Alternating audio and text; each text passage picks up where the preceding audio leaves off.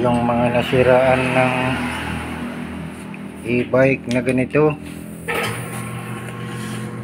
bago kayo magpalit ng baterya, tingnan nyo muna yung charger. Ayan, 36 volts. Ito ang ipinalit kong baterya para malayo ang marating, di siya maglubat.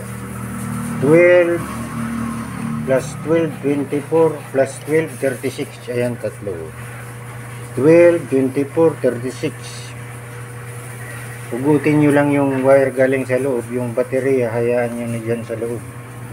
Nandito sa loob yung baterya nyan na luma. Ilabas nyo lang yung wire nyan. Ito dinugtungan ko. Ayan. Positive. Ganyan ang koneksyon. Tapos dito sa positive nito, punta ng negative.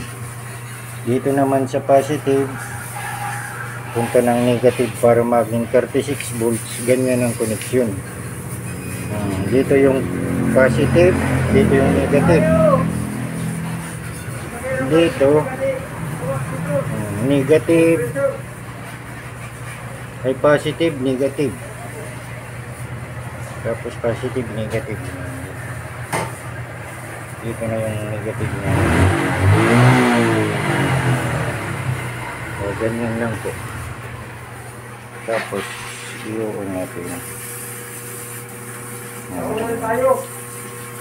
Meron na po.